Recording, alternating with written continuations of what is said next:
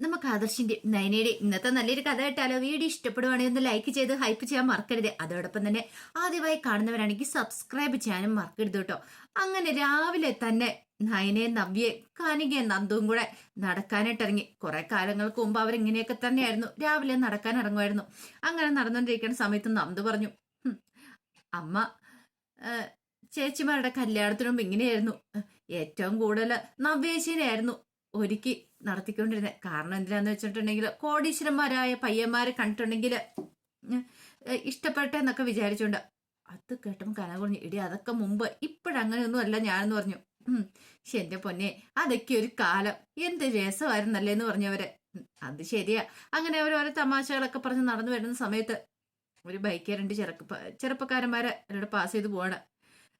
അവന്മാര് വീണ്ടും എന്നോട് വന്നു. 2-3 വട്ടം വട്ടം ചുറ്റിയിട്ട് സൈഡിൽ നിർത്തി.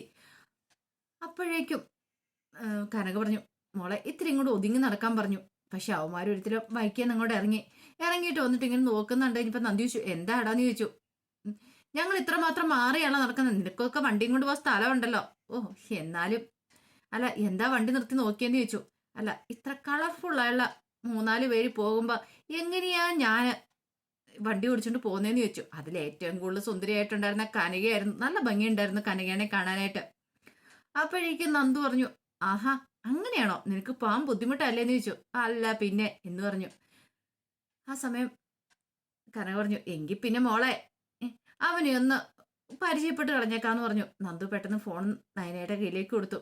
എടാന്ന് പറഞ്ഞ കൂടെ പാഞ്ഞു എന്നു ഇടിച്ച് ഇഞ്ച പരുവാക്കാണ്. ആദ്യമൊക്കെ അവന്മാരെ തടഞ്ഞു വയ്ക്കാൻ ശ്രമിച്ചു. പിന്നീട് നന്ദി ചോദിച്ചു, ഞാൻ ആരാന്ന് മനസ്സിലായോ? സാധാരണക്കാരിയല്ലെന്ന് മനസ്സിലായി. ഞാനിവിടുത്തെ സ്റ്റേഷനിലെ SI ആണോന്ന് പറഞ്ഞു. പേടിച്ചു പോയി അവന്മാര്. അങ്ങനെ ഒടുവിൽ അവന്മാര് ജീവനം കൊണ്ട് ഓടുകയാണ് ചെയ്തത്. അപ്പോഴേക്കും നവ്യ പറഞ്ഞു, കൊള്ളാം, സൂപ്പറായിട്ടുണ്ട്. നവ്യയും കൂടെ ചേർന്നിട്ടായിരുന്നു അവന്മാരെ ഇടിച്ചത്. കനക പറഞ്ഞു, അവന്മാരുടെയൊക്കെ വിചാരം നമ്മള് ചുമ്മാ സൊള്ളാൻ ഇറങ്ങിയതാണ. എന്താണല്ലോ എനിക്ക് ഇഷ്ടപ്പെട്ടു. കുറെ നാളുകൾക്ക് ശേഷം ഇങ്ങനെയൊന്നും സന്തോഷിക്കണേന്ന് പറഞ്ഞു. അങ്ങനെ അവർ പോകുന്ന സമയത്ത് കുറച്ച് സെൽഫിയും കാര്യങ്ങളൊക്കെ എടുക്കുന്നുണ്ട്. നവ്യ പറഞ്ഞു, ഇതേ നന്ദൂട്ടാ, നീ ഇതെന്താണെങ്കിലും സ്റ്റാറ്റസ് ഇടുമെന്ന് അറിയാം. ദൈവത്തെ ഓർത്ത് സ്റ്റാറ്റസ് ഇടുകയും ചെയ്തേക്കല്ലേ, പ്രൊഫൈൽ പിക്ചർ ആക്കിക്കരുത് കേട്ടോ, പ്രശ്നമാവെന്ന് പറഞ്ഞു. ഇല്ല ചേച്ചി എന്ന് പറഞ്ഞു.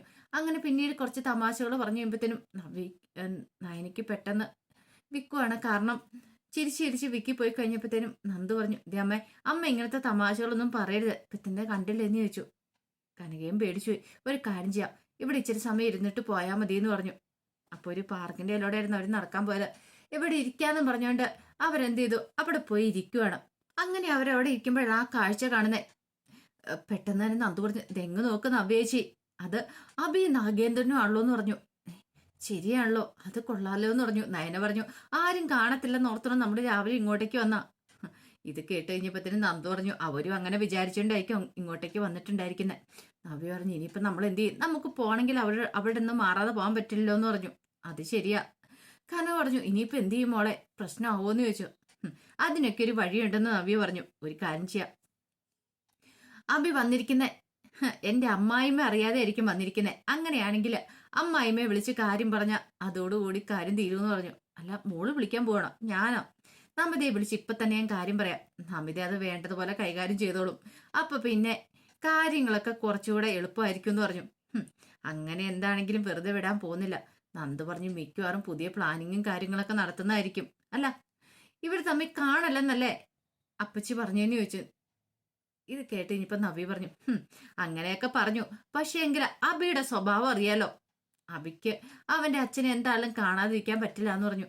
പിന്നീട് നമിതയെ വിളിച്ച് കാര്യങ്ങളൊക്കെ പറഞ്ഞു. കുറച്ച് കഴിഞ്ഞപ്പോൾ ജലജ കണ്ണാടിയിലൊക്കെ നോക്കി ഒരുങ്ങിക്കൊണ്ടിരിക്കുന്ന സമയത്താണ് ഫോണിലേക്ക് ഒരു മെസ്സേജ് വരുന്നത്. നോക്കിക്കഴിഞ്ഞപ്പോൾ അൺനോൺ നമ്പറിൽ നിന്നൊരു മെസ്സേജാ, ആരായിരിക്കും പോലും.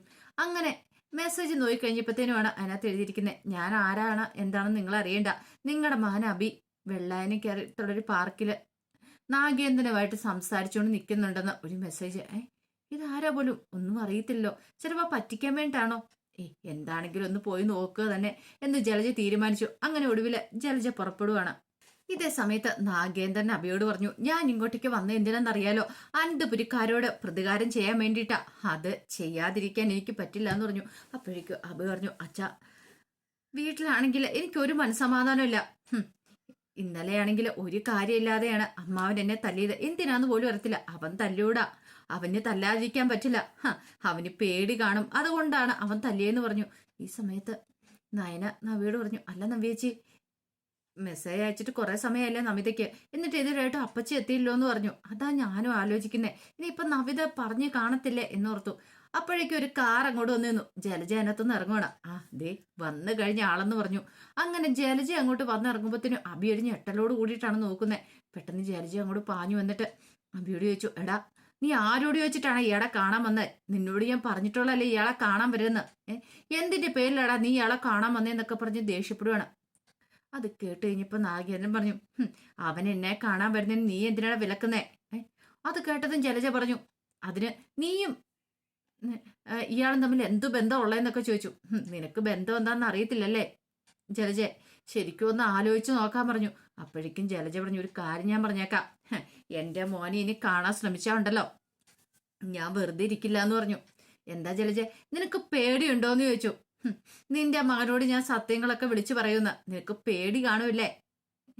അപ്പോഴേക്കും ജലജ പറഞ്ഞു, നിങ്ങൾ ഇതല്ല ഇതിനേക്കാളും വലിയ കള്ളത്തരങ്ങളൊക്കെ പറഞ്ഞ് എന്റെ മോനെ വിശ്വസിപ്പിച്ച് അടുപ്പിക്കാൻ ശ്രമിക്കുന്ന എനിക്കറിയാം. ദൈവത്തെ ഓർത്ത് അതിനെങ്ങാനും മുതിർന്നാലുണ്ടല്ലോ. പിന്നീട് അബിയുടെ കോളർ പോയി പിടിച്ചിട്ട് പറഞ്ഞു, കേട്ടല്ലോടാ, നിന്റെ അച്ഛനാന്ന് പറഞ്ഞിറക്കുന്ന ഈ ദുഷ്ടം പറഞ്ഞ കാര്യങ്ങളൊക്കെ മര്യാദയ്ക്ക് ഞാൻ പറയുന്ന അനുസരിച്ച് വേണം. ഇനി ഇയാളെ കാണാൻ വന്നിട്ടുണ്ടെങ്കിൽ നിന്റെ മുന്നിൽ ഒന്ന് കത്തി തീരുവുള്ളൂ ഞാൻ, പിന്നെ ജീവനോടെ ഇരിക്കില്ല എന്ന് പറഞ്ഞു. ആ സമയത്ത് നാഗേന്ദ്രൻ പറഞ്ഞു, നീ എന്തിനാ ജലജ ഇങ്ങനെ ഭയക്കണത്? നീ എന്തിനാ ഇങ്ങനെ പേടിക്കണെന്ന് ചോദിച്ചു. ഇതേ നാഗേന്ദ്ര, ഒരു കാര്യം ഞാൻ പറഞ്ഞേക്കാം, ഇന്ന് വരെ ഞാൻ നിങ്ങൾക്കൊരു ശല്യത്തിന് വന്നിട്ടില്ല, നിങ്ങൾ ആ വീട്ടിൽ നിന്ന് പോയതിന് ശേഷം. പക്ഷേ എൻ്റെ മക്കളുടെ പിന്നാലെ വന്ന് ശല്യം ചേരുമെന്ന് പറഞ്ഞു. അപ്പോഴേക്കും നാഗേന്ദ്രൻ ജലജയ്ക്ക് നേരെ കൈ ഊങ്ങിട്ട് പറഞ്ഞു, നീ കാരണമാടി ഞാൻ ആ വീട്ടിൽ നിന്ന് ഇറങ്ങി പോകേണ്ട വന്നത്. നീ ഒറ്റയൊരുത്തി എല്ലാത്തിനും കാരണം. ജലജയുടെ മുഖമൊക്കെ ഒന്ന് വിളറി വെളുത്തു. പക്ഷെ ജലജ വിട്ടുകൊടുക്കാൻ വായിച്ചിട്ടുണ്ടായിരുന്നില്ല. ജലജ പറഞ്ഞു, അന്ന് നിങ്ങളെ വീട്ടിൽ നിന്ന് ഇറക്കി വിട്ടുള്ള അച്ഛന്, പക്ഷെ ഈ പ്രായമായ സമയത്ത് അച്ഛനെ കൊണ്ട് വേണ്ടാത്ത പണിക്ക് മുതിരാനായിട്ട് പ്രേരിപ്പിക്കരുത്. നിങ്ങൾ പറഞ്ഞു കേട്ടല്ലോ, അടങ്ങി ഒതുങ്ങി മര്യാദയ്ക്ക് ഇരിക്കുവാണെങ്കിൽ നിങ്ങൾക്ക് കൊള്ളാം, വാട ഇങ്ങോട്ടെന്ന് പറഞ്ഞിട്ട് അബിയുടെ കയ്യെ പിടിച്ച് വലിക്കണം. അമ്മ വീടമ്മേ പറയുന്ന കേൾക്കടാന്ന് പറഞ്ഞിട്ട് കയ്യെ പിടിച്ച് വലിച്ച് നേരെ കാറിലേക്ക് കയറ്റിക്കൊണ്ട് പോവാണ്.